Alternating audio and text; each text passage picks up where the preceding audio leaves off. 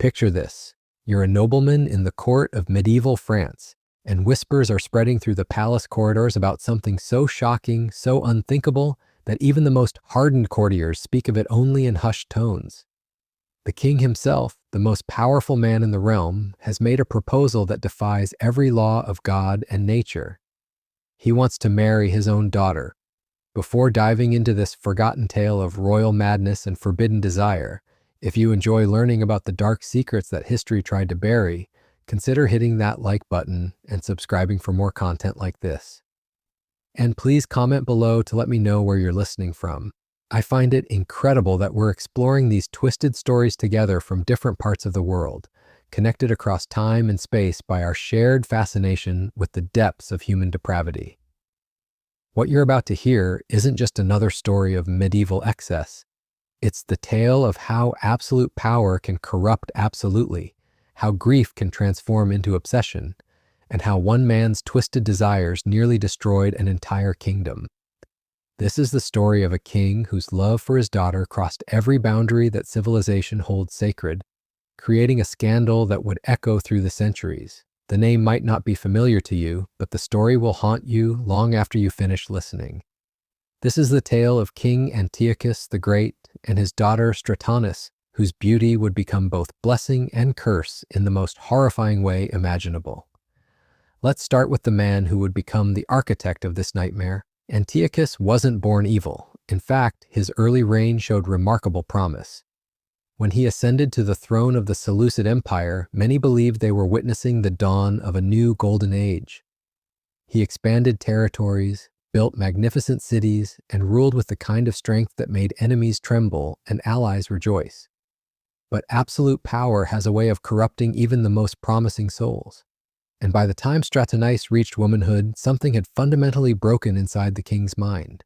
Maybe it was the constant isolation that comes with being the only person in an empire who could never be contradicted, never be challenged, never be told he was wrong. Maybe it was the death of his beloved queen, Stratonus's mother, which had left him consumed with grief and desperate to hold on to anything that reminded him of his lost love. Or maybe it was simply the sight of his daughter blossoming into a woman of extraordinary beauty, bearing such a striking resemblance to her dead mother that courtiers would gasp when she entered a room. Stratonus possessed the kind of ethereal beauty that inspired poets and drove men to madness. Her skin was like polished marble, her hair caught sunlight like spun gold, and her eyes held depths that seemed to contain all the mysteries of the ancient world. But it wasn't just her physical beauty that captivated those around her.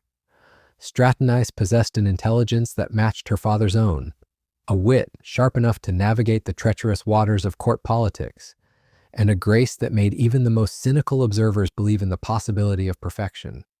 She was everything a princess should be, and therein lay the seeds of disaster. The first signs of Antiochus's unhealthy obsession were subtle. He began requesting Stratonus's presence at state functions where her attendance wasn't required. He would seek her counsel on matters of governance, claiming that her insights were valuable, though everyone knew the king had never sought advice from women before. Palace servants noticed that he would linger outside her chambers, sometimes for hours, as if drawn by some invisible force. Court observers began to whisper about the king's behavior, the way his eyes would follow Stratonus when she moved through the palace, the way he would find excuses to touch her hand during formal ceremonies, the way he would speak of her beauty with an intensity that made listeners uncomfortable. These weren't the normal expressions of paternal pride. There was something darker, more possessive, more dangerous in his attention.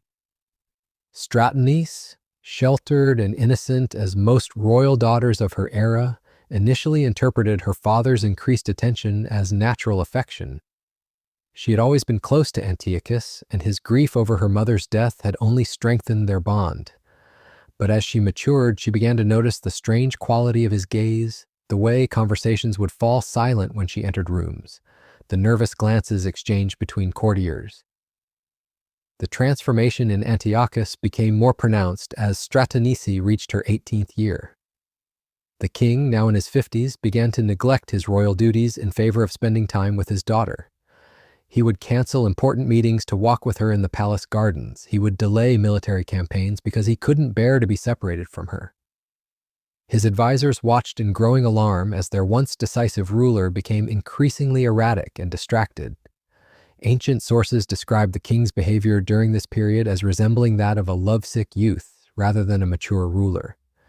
He would compose poetry about Stratonice's beauty, though he had never shown literary inclinations before. He would commission artists to create portraits of her, not for official purposes, but for his private chambers where he could gaze upon her image in solitude. He began to dress more elaborately, as if trying to make himself more attractive, and would spend hours with his personal grooming attendants preparing for encounters with his daughter. The psychological transformation was even more disturbing than the physical changes. Antiochus began to exhibit signs of what modern psychology would recognize as obsessive behavior. He would question servants about Stratonice's daily activities, demanding detailed reports about whom she spoke with and what she discussed. He became jealous of any attention she showed to other men, even elderly courtiers or family members. His paranoia reached such heights that he began to suspect conspiracies behind every innocent interaction. The breaking point came during the festival of Dionysus, when young nobles from across the empire gathered at the palace to celebrate. Stratonice, radiant in a gown of silk and gold, danced with several young men, as was customary for unmarried princesses. Antiochus watched from his throne, his face growing darker with each partner who took his daughter's hand. When a particularly handsome prince from a neighboring kingdom began to show obvious interest in Stratonice, something snapped inside the king's mind. That night, Antiochus summoned his daughter to his private chambers. What transpired during that meeting would become the stuff of legend and nightmare. According to sources close to the royal family, the king confessed his feelings to Stratonice in language that was both passionate and terrifying. He spoke of how she had become the center of his universe, how her beauty had awakened desires he had never experienced even for her mother, how he could no longer bear the thought of any other man possessing her. Stratonice's reaction was exactly what any normal person would expect. She recoiled in horror, unable to comprehend how her father could speak such words. She reminded him of their blood relationship, of the laws of gods and men that made such thoughts abomination. She begged him to seek counsel from priests or physicians, believing that some madness had temporarily clouded his judgment. But Antiochus was beyond reason. He had convinced himself that his feelings were not only natural but divinely inspired. He began to speak of ancient myths where gods had taken mortal lovers, of Egyptian pharaohs who had married their sisters, of the special nature of royal blood that made normal rules irrelevant. His arguments became increasingly desperate and twisted as he tried to justify the unjustifiable. The king's proposal was as shocking as it was direct. He wanted to divorce his current wife and marry Stratonice in a ceremony that would make her not only his daughter, but his queen. He promised her riches beyond imagination, power that would make her the most influential woman in the ancient world, and a love that would be celebrated in songs for generations to come. All she had to do was accept that their bond transcended the petty restrictions of conventional morality.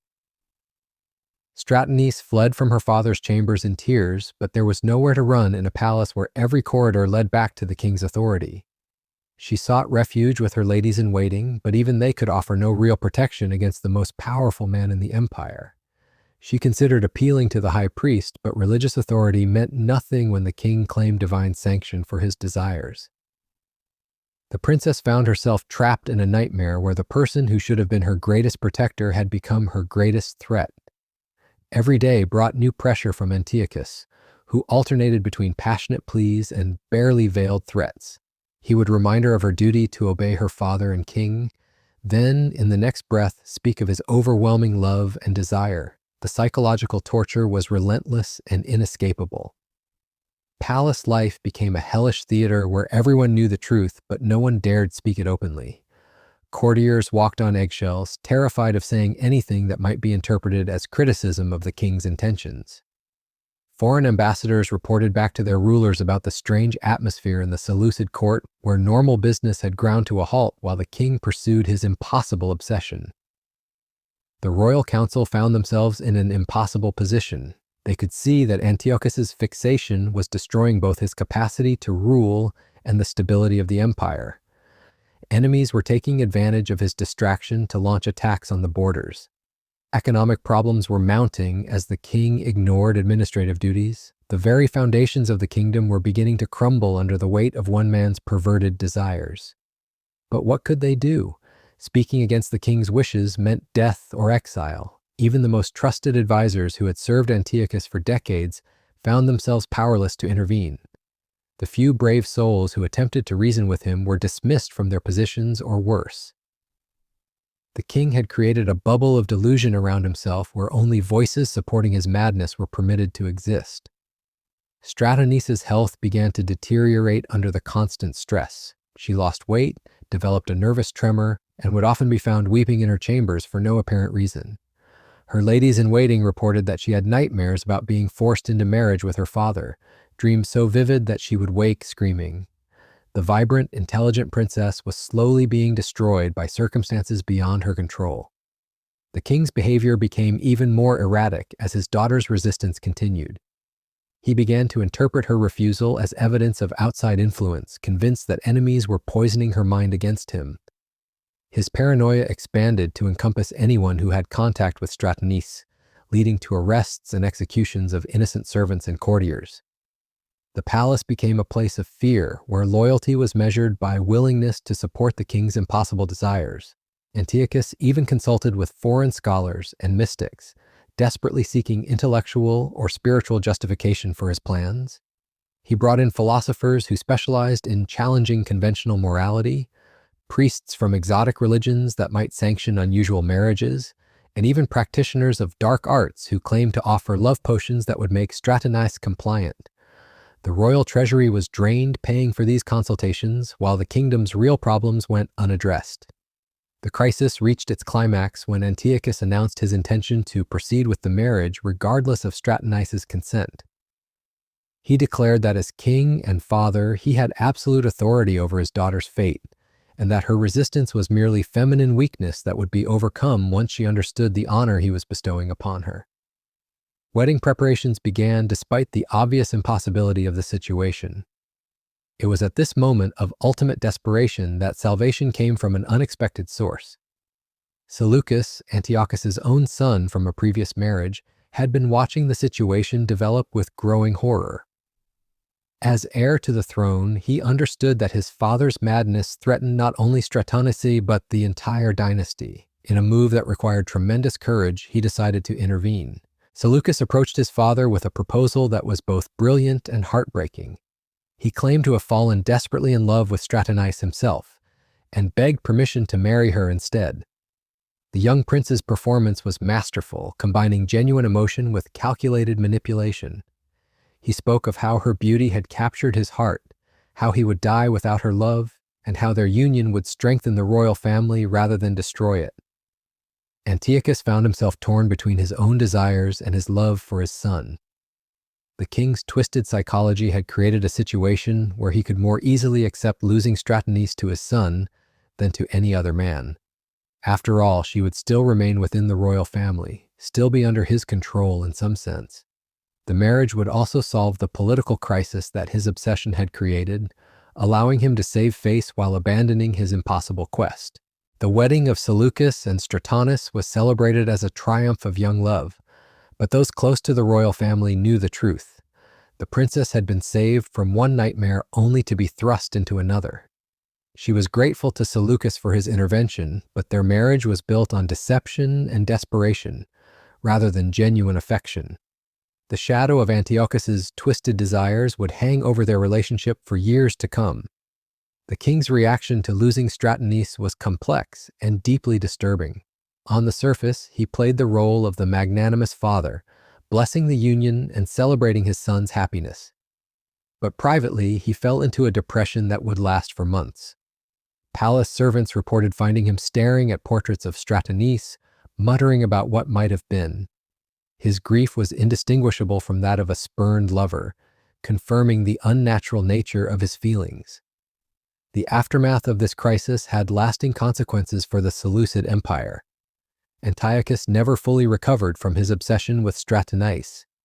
He became increasingly withdrawn and unpredictable, making decisions that further weakened his kingdom. His reputation was permanently damaged with enemies using the scandal to undermine his authority and allies, questioning his judgment. The empire that had once seemed destined for greatness began its slow decline into irrelevance.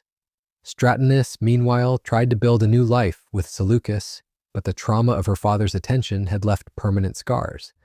She became reclusive and anxious, always fearful that Antiochus might change his mind and try to reclaim her. Her marriage, while politically successful, was marked by the constant tension of living under the shadow of her father's impossible desires. She would eventually bear children and find some measure of happiness, but the carefree princess she had once been was gone forever. The story of Antiochus and Stratonice became a cautionary tale that spread throughout the ancient world. Historians and philosophers used it to illustrate the dangers of absolute power and the importance of moral restraint.